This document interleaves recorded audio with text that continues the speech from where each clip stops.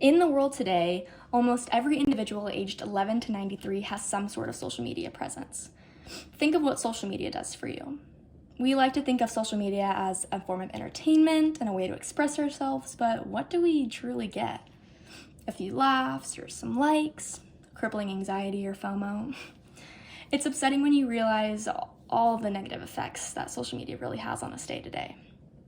Better You has an article over the effects of social media on college students, and it states that the average college student spends about 2 hours on social media each day.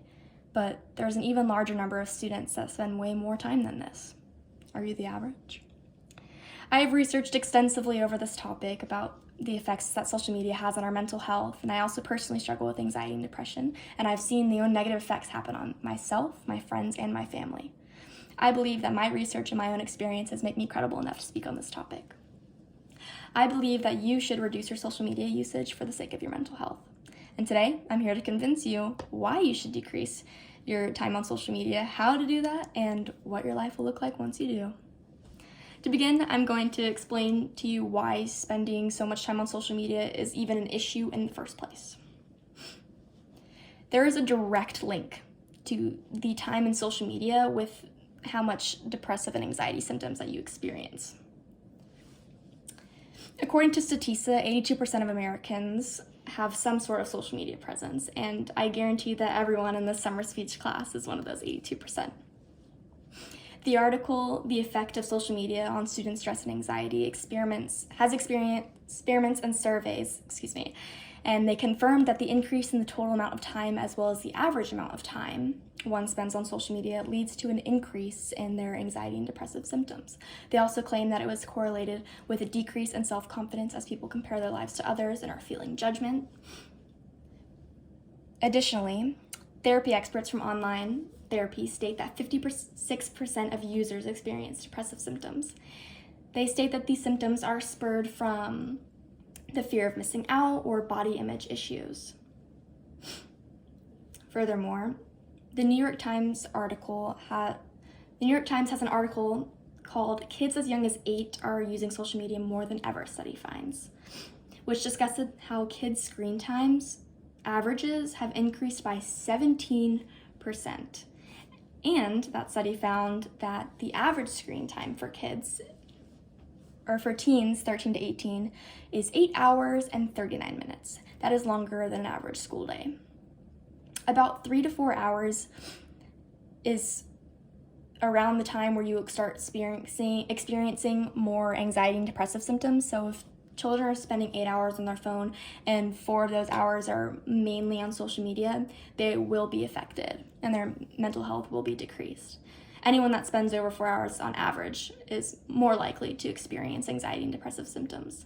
This is such a significant problem when you look at how easily affected people are. The more time you spend on social media, the more symptoms that you will be experiencing. And this needs to stop. Now I'm going to tell you exactly what you should do to work on solving this issue. The first and the quickest step you should take to improve your mental health is to decrease your social media usage. According to the journal No More FOMO, limiting social media decreases loneliness and depression. A study in which people were limited only 10 minutes of social media per day per platform resulted in a significant decrease in both the loneliness and the depressive symptoms in the subjects. The individuals who started out with moderately severe depressive symptoms saw declines down to the mild range by the simple factor of limiting social media for the 3 weeks that they were doing the study. So in conclusion, cutting down how much social media we use is imperative to improving our mental health. So let's visualize this. What does decreasing our social media usage look like in our lives potentially? Well, decreasing your social media usage only has benefits. The benefits of reducing your social media use to 30 minutes a day or just decreasing it 10 minutes each day, it results in a significant reduction in the levels of anxiety, depression, loneliness, sleep problems, and fear of missing out, as reported by the Journal of Social and Clinical Psychology. There really are no negatives to spending less time on social media, but one could argue that there would be less social time over the phone, but you really just replace it in person, and that's even better for your mental health and your happiness. One could also argue that this may be difficult because it is hard to make new habits, especially seeing as addictive as social media is, but decreasing your usage by just 10 minutes a day is better than doing nothing. Just taking those few minutes and decreasing social media can change your mind and it change your life for the better.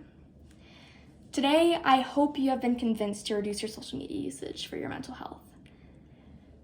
Now that you've heard about the importance of decreasing your social media usage and what it can do for your life, it is really time to get motivated. We must put our phones down and spend some face-to-face time with our friends and family. By spending so much time on our phones, we isolate ourselves and we put ourselves at risk for hurting our mental health.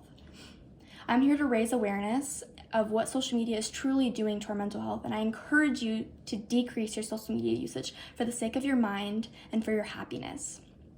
It is so simple to make this change, and you could change your life for the better. Put the phone down. Just 10 minutes less a day will do. Thank you.